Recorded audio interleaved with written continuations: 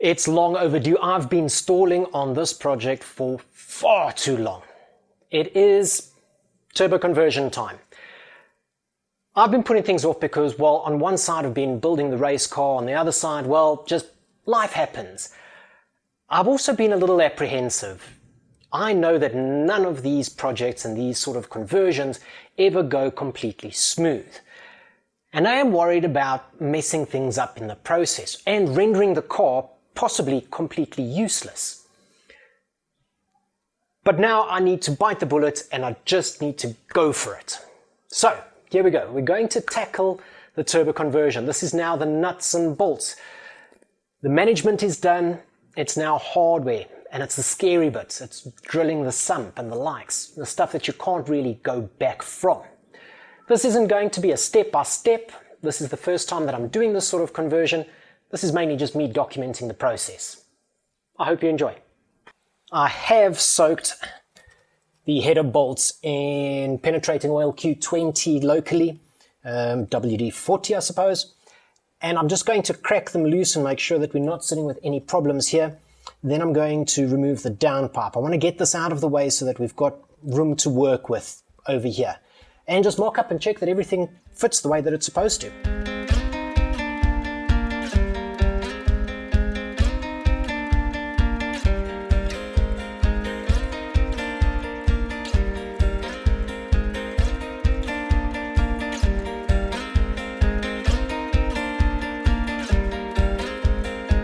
Okay, let's get the car up and let's get under it.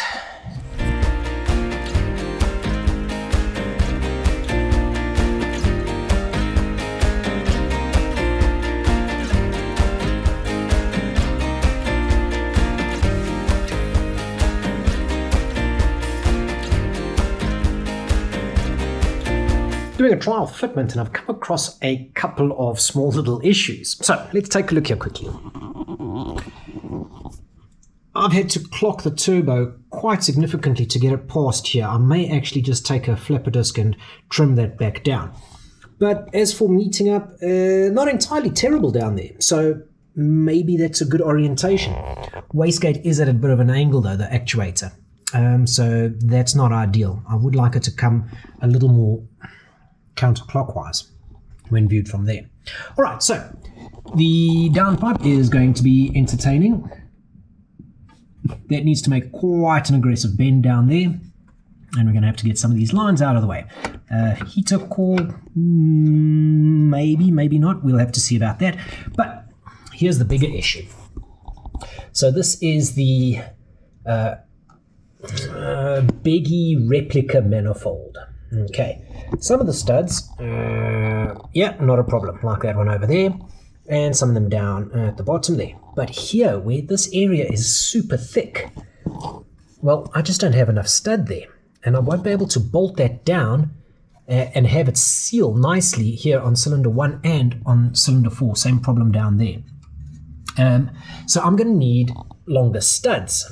I'm wondering if I can pull those out now and at least get a sample to take out for tomorrow, because it is now, well, like 8:30 in the evening.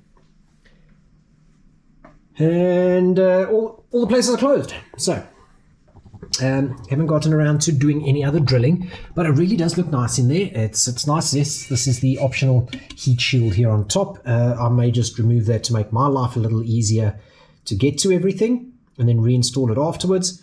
But so far I think the plumbing routing is looking okay, but of course it is oil feed. This is just an oil journal turbo. It just uses an oil feed. It doesn't have any water cooling. A equivalent of a GT 2860. It is a no-name brand. Generic HKS, Hong Kong special.